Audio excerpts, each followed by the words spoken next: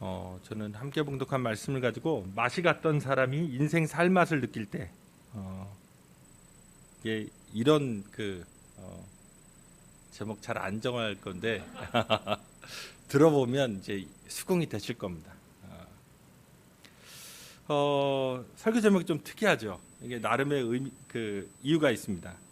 지금 시편 34편에 독특한 면들이 있긴 한데 그 중에 하나가 표제가 있어요.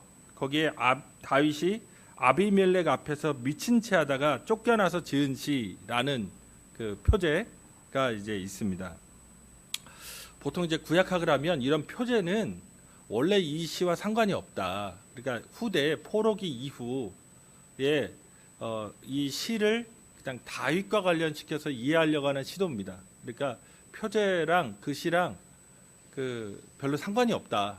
이게 이제 그리고 나중에서 이제 그런 다윗과 연결시키는 시도를 한다. 이렇게 이해하시면 되고요. 어쨌든 지금 사무엘하 21장 11절에서 15절에 보면 다윗에게 아킬레스건이 있죠. 그게 뭐냐면 적성 국가였던 자기가 골리앗을 죽이면서 전쟁 영웅으로 급부상했거든요. 다윗이 죽인 자가 만만이라고 하는, 사울이 죽인 자가 천천이고 다윗이 죽은 자는 만만이로다 하는 그런 노래까지도 이제 애들이 부르고 사람들이 부를 정도로 그는 블레셋을 대항해서 싸운 장군이었습니다. 그런데 블레셋에 항복한 거죠. 사울이 정말 죽이려고 계속 쫓아오니까 어쩔 수 없이 블레셋의 한 도시였던 가드 왕 아기스에게 자신과 자신의 사람들을 의탁하기 위해서 망명합니다. 이게 진짜 스파이 영화에서도 이렇게 극적인 그런 건 없거든요. 근데 아기스에게 투항했는데 아기스의 신하들이 다윗을 보고 아니 이 사람이 우리를 그렇게 많이 죽였던 사람인데 골리앗 그 유명한 장군 또 죽였잖아요. 그러니까 뭐라고 막 하고 왕 앞에서 분위기가 험악해졌습니다. 그러니까 다윗이 보니까 이러다가는 죽을 것 같으니까 잘 아시다시피 미친 척합니다.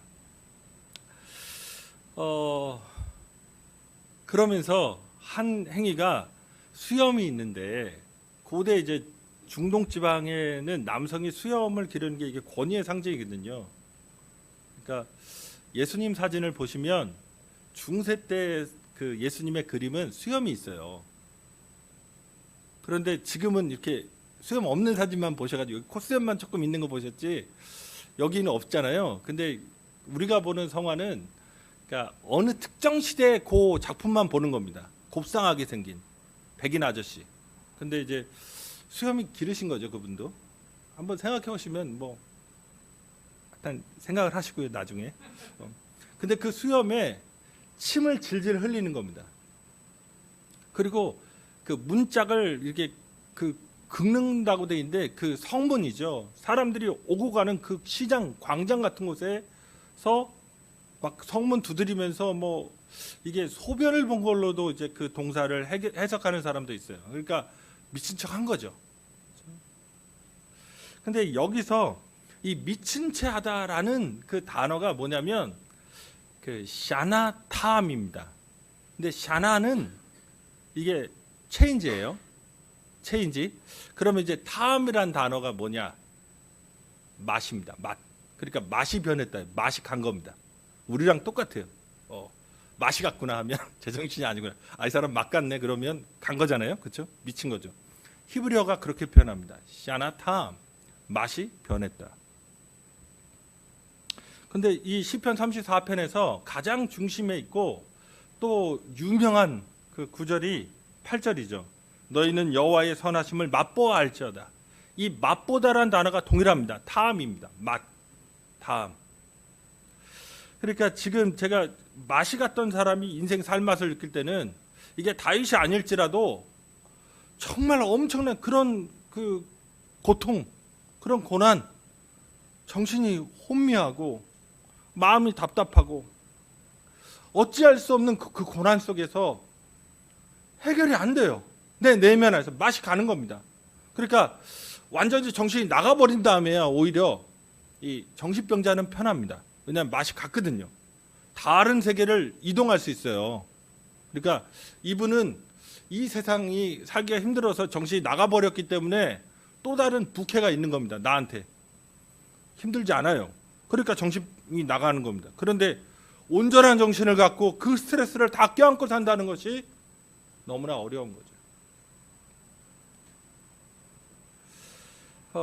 정말 표제에서 나타나듯이 이 시는 미치고 팔짝 뛰는, 진짜 넋이 나가고 맛이 갈 정도의 그런 고난 중에 있던 사람이 놀랍게 이젠 여호와의 선하심을 맛보아 알라고, 그 맛, 신앙의 맛이 있다, 믿는 사람에게 하나님이 주시는 그 구원의 맛이 있다고 하는 것. 그래서 인생 살 맛을 느끼라고 그렇게 초대하는 시입니다. 그래서 1절 3절에 보면 송축하다, 찬양하다, 자랑하다, 높이다 라고 하는 그 하나님께 감사하는 표현들이 쏟아져 나옵니다. 그 중에서도 2절에서 초대하거든요. 내 영혼이 여호와를 자랑하리니 곤고한 자들이 이를 듣고 기뻐하리로다. 이 곤고한 자라는 표현이 이게 가난한 자예요. 없고 무시당하고 정말 남에게 뭔가 아쉬운 소리밖에 할 수 없는 그 가난한 자에게 지금 이 시편은 어떻게 삶을 기쁨으로 그렇게 좀 즐겁게 살아갈 수 있느냐를 가르쳐주는 그런 시편입니다. 그래서 이 시편에서 우리에게 알려주는 어떻게 행복하고 즐거운 신앙생활, 내 삶이 될 수 있을까를 함께 나누는 시간을 갖고자 합니다. 우선적으로 보시면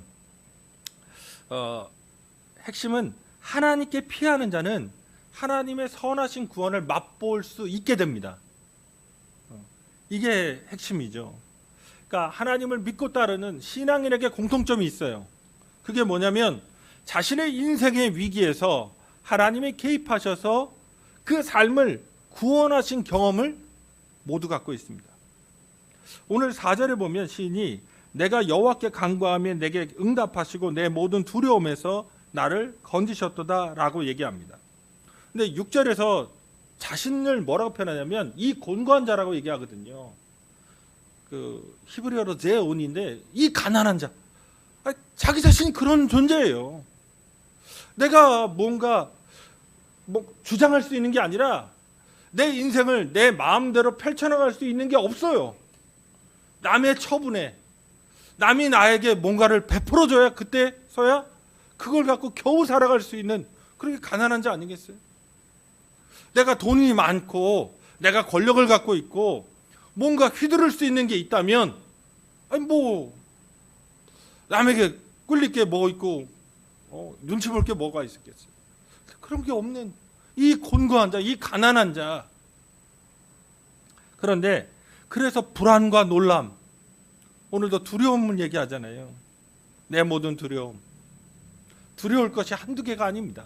뭐만 하려고 하면 걸리고, 뭐만 하려고 하면 두렵고, 뭐만 하려고 하면 마음이 콩닥콩닥 뛰고. 그런데 그런 상황에서 4절에서 해답이 나옵니다. 이 상황을 타개할 수 있는 것, 그게 내가 여호와께 간구하며 라는 표현입니다. 6절에서는 이거를 이 곤고한 자가 부르짖으매라고 얘기했습니다. 그리고 8절에서는 그에게 피하는 자라고 표현합니다. 지금 하나님께 피했다, 하나님께 부르짖었다, 하나님께 기도했다, 이거 딱 한마디로 하면 기도한 겁니다. 가난하고 힘없는 사람이 이 세상 현실에서 뭔가 돌파할 것도 없고 안심하고 안정되게 살아갈 수 있는 게 없어요. 가난하니까 늘 불안하고 안심될 게 없어요. 안정이 안 돼요. 내 생각이 안정이 안 되고 내가 조금만 미끄러지면 그냥 다 내 삶이 가라앉고 붕괴될 것 같은 그런 불안감 속에 삽니다. 그런데 이 시인도 그랬던 거예요. 내 모든 두려움. 그런데 기도하면 놀랍게 하나님께서 응답하시고 개입해 주시는 경험을 하는 겁니다. 그 흔들리는 사람이, 그 불안한 사람이 뭔가 조금만 바뀌어도, 조그만 세상이 조금 물가가 달라지고 뭐가 달라지고 뭐가 달라져도 내 삶이 요동치는 그 사람을 하나님께서 견고하게 붙잡아 주시는 경험을 하는 겁니다. 그러면서 5절에서 그 결과를 재미있는 이미지로 얘기해 줍니다. 그들이 주를 앙망하고 광채를 내었으니 그들의 얼굴은 부끄럽지 아니하리로다. 그러니까 주를 앙망한다는 것이 주님을 바라본다는 건데, 이것도 실은 기도하는 겁니다. 그렇게 했더니 하나님이 광채를 내어줬다는 거예요. 이게 어떤 개념이냐면, 시편 42편 11절에 내 영혼아 네가 어찌하여 낭망하며 어찌하여 내 속에서 불안하여 하는고 너는 하나님을 바라라. 그것도 이거 동일하죠. 하나님 바라보는 겁니다. 나는 내 얼굴을 도우시는 내 하나님을 오히려 찬송하리로다. 여기서 얼굴을 돕는다는 표현이 나옵니다. 이거 시편 43편 5절에 또 동일하게 나옵니다. 근데 이걸 히브리어를 직역하면 내 얼굴에 구원이 되시는 하나님이에요. 내 얼굴을 구원하신다? 지금 얼마나 우거지상으로 나갔을까요?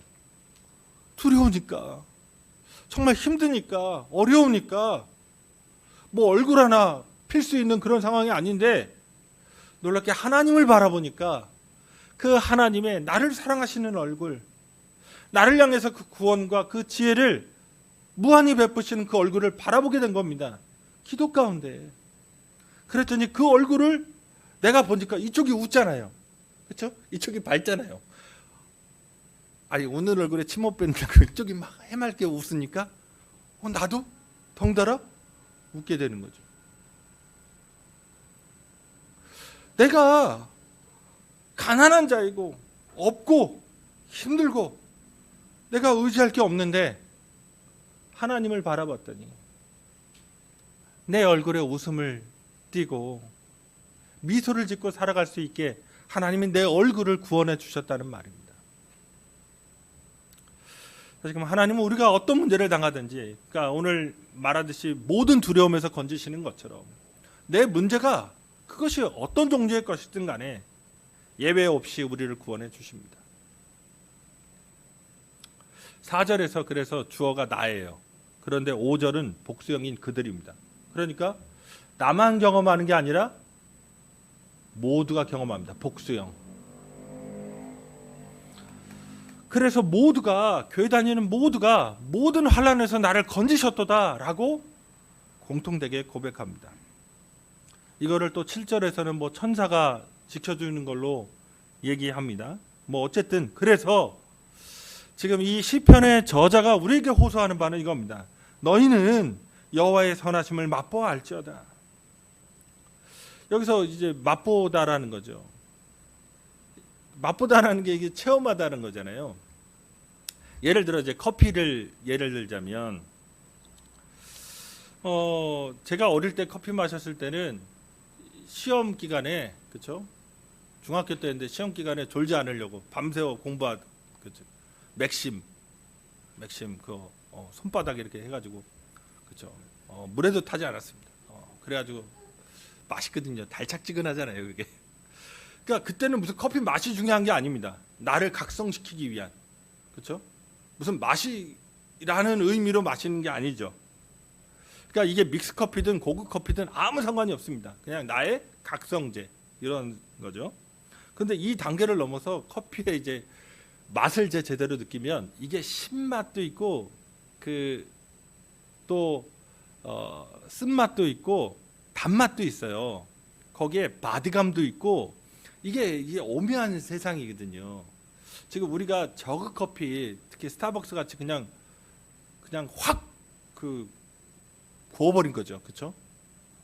탄 콩을 먹으니까 맛이 없지. 실제로는 신선한 콩을 이제 잘 볶으면 이게 맛이 장난이 아니거든요. 그러니까 또 이제 그 다방 커피라고 불리는 맥심 이게 로부스터거든요. 동남아 커피. 이거는 커피로 치지 않죠. 웬만한 사람. 우리가 보통 뭐 이디오피아 예가체프라든가 뭐 그런 거 뭐 브라질 산토스 얘기하는 게 아라비카입니다. 아라비카. 그러니까 아까도 얘기했지만 그 아라비카도 원산지에 따라서 산미, 그러니까 이 신맛이 어느 정도인지 단맛과 쓴맛, 뭐 바디감 뭐 이런 것들이 천차만별이거든요. 그러니까 그런데 이것도 맛을 구별하지 않는 사람한테는 설탕 안 탄 커피가 그냥 블랙커피예요. 그러니까 그냥 블랙커피 정도로 이해하는 사람이랑은 커피를 논하면 안 됩니다. 그냥 설탕 안 타면 블랙커피다. 이런 신앙도 그런 겁니다. 교회를 다니지만 하나님 앞에 진실하게 나가본 적이 없는 거예요. 내 문제를 가지고 하나님을 상대해 본 적이 없는 겁니다. 내가 정말 근심하고 염려해서 밤잠도 제대로 자지 못하겠고 진짜 넋이 나간 아까 맛이 간 거죠. 그렇게 살아갈 때 내 고난이라고 하는 그 문제를 가지고 하나님 앞에 나가서 응답받은 경험, 그걸 맛보라고 하는 거거든요. 오늘 10절에서 젊은 사자 모티브를 씁니다. 젊은 사자가 도대체 뭘까? 이건 세상의 강한 자와 부유한 자를 얘기합니다. 강한 자와 부유한 자도 누리지 못하는 것을 여호와를 찾는 자에게는, 오늘 여호와를 찾는 자는 어떤 사람이었죠? 가난한 사람입니다. 어려운 사람이에요. 근데 그 사람은 부족함이 없을 거라고 얘기해 줍니다. 신앙은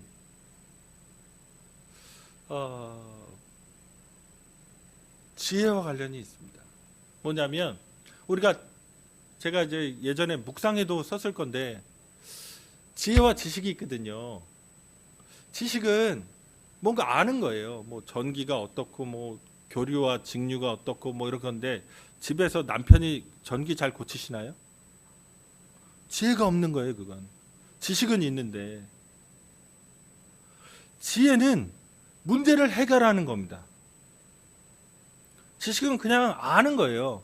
그 알미 내 삶을 적극적으로 변화시키고 나를 더 긍정적인 쪽으로 변화시킬 수 있는 것을 지혜라고 말합니다. 믿음은 지혜와 연관됩니다. 내 믿음이 그냥 하나님이 계시되, 하나님이 전등하시되, 하나님이 뭐 살아계시되, 하나님이 날 도와주신다, 이거 그냥 아는 것, 이건 지식입니다. 그런데 내 삶에 직접적으로 경험하는 것, 하나님의 선하심을 맛보아하려고 하는 것, 그 속에 나도 경험해서 다른 사람에게 하나님의 선하심을 맛보라고 권면하고 노래할 수 있는 것, 그 차원으로 나아가는 건 완전히 다른 겁니다.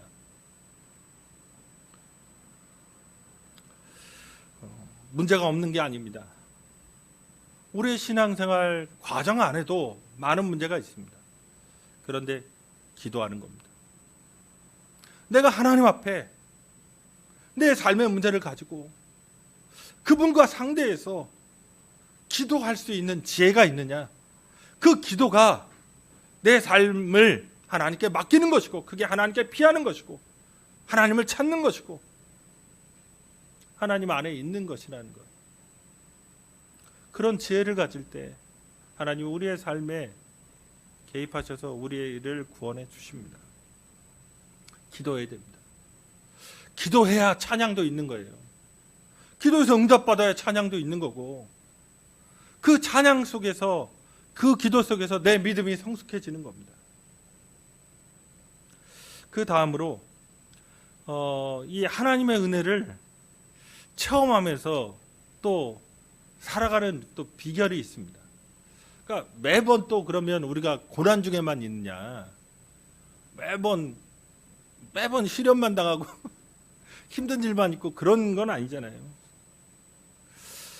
더 하나님과의 관계가 깊어지고 믿음에서 성숙해지고 성장해는 나가는 그런 그 과정, 단계, 비결이 존재하는 겁니다.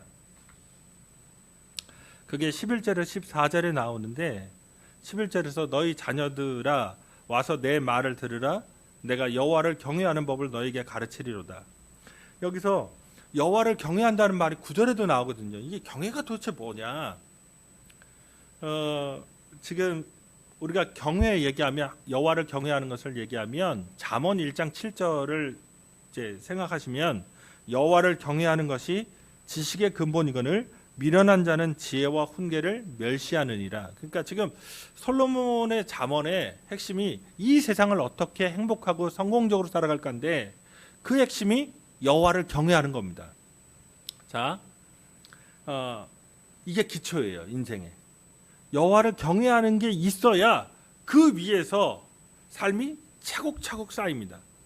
그러니까 이 기초가 없으면 위에 세울 수가 없잖아요. 무너지잖아요.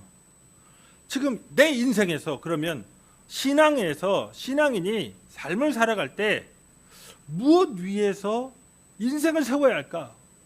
그게 여호와를 경외하는 겁니다. 그게 하나님의 임재와 하나님의 함께하심을 인식하는 거예요. 이게. 자, 그러면서 12절에서 그 여호와를 경외하는 삶에 뭐가 나오냐면 생명과 연수입니다. 장수와 복이 존재한다 얘기해줘요. 그러니까 생명을 사모한다는 표현이 나오는데 이게 인생을 즐겁게 사는 겁니다. 인생 즐기는 네가 챔피언이죠. 그렇게 연수를 사랑하다는 이게 장수예요. 연수가. 그러니까 장수하고 싶다 이런 거. 그 다음에 복받기를 원하는 것은 그 원문 직역하면 좋은 일을 보는 겁니다. 한번 이걸 뭉뚱그리면 어떨까요? 자, 인생 즐기고 싶고 뭔가 내가 기쁘게 살고 싶고 장수하고 싶은 마음이 솟아나요. 그 다음에 좋은 일을 봐요. 자, 좋은 일을 보고 뭔가 기쁘니까 오래 살고 싶은 거죠. 그러니까 좋지 않고 인생이 이런 인생 왜 살지? 그러면 어떻게 해요? 맨날 그 할머니들 하시는 말씀 있죠. 내가 빨리 죽어야 될 텐데. 그렇죠. 인생이 거지 같으니까 죽고 싶고 자살하는 거지. 인생 살맛이 나는 겁니다. 인생 살맛. 도대체 뭐냐? 이렇게 살 수 있는 것. 이 얘기는 기독교가 지금 우리가 믿는 종교가 죽어서 천국 가는 걸 소망하는 종교가 아니라는 겁니다. 지금 여기에서 하나님을 체험하는 거예요. 여기에서 인생 살맛을 체험했기 때문에 천국도 그런 곳이라는 걸 아는 거지. 여기서 그지 같으니까 저기서 이제 마치 미국 그 이민 가는 사람들 심정으로 거기에는 뭔가 내 꿈을 이룰 수 있겠지 이런 생각이 아닙니다. 핵심은 그 13, 14절을 보시면 이제 뭐 설교 시간이 또 그러니까 자, 혀는 악과 거짓말하지 않고 14절에 악을 버리고 선을 행하라고 말합니다. 말과 행동을 조심해서 사는 거죠. 이게 하나님 안에서 좋은 일이 일어나고 오래 살고 싶고 평안해지고 이런 것들을 볼 수 있는 비결이에요. 하나님의 선하심을 맛볼 수 있는 비결을 지금 제시한 겁니다. 뭐냐면 이제 한마디로 정리하면 이겁니다. 그런데 말을 조심하고 행동을 똑바로 해라. 이거 누구나 할 수 있는 말인데 지금 그 기초가 뭐라고 했죠? 여호와를 경외하는 것. 지금 말과 행동을 온전하게 할 수 있는 건 뭘까요? 어디서부터 시작될까요?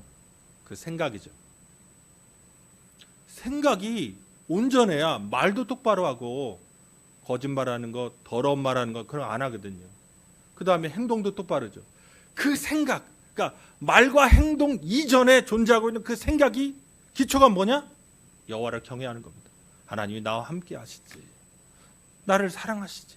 그러니까 그 기초 위에서는 하나님이 나를 사랑하신다는 것, 나와 동행하신다는 것 때문에 내가 불평하거나 원망하거나 저주하거나 그런 말을 하는 게 아니라 기도하고 감사하고 용서하고 화목한 말들을 이뤄내는 겁니다. 마지막으로 15절에서 22절을 보시면 하나님은 그런 경외하는 사람, 그 생각부터 하나님을 의지하고 인정해서 말과 행동을 온전하게 하는 그 사람을 지켜주십니다. 18절, 19절 보시면 마음이 상한 자, 충심으로 통회하는 자. 충심으로 통회하는 사람이 회개한 사람 같이 들리지만 이게 정신 나간 겁니다. 넋이 나간 사람이에요. 마음이 상했고 그 가난하잖아요. 19절은 뭐라고 말해요? 의인은 고난이 많으나 얘기합니다.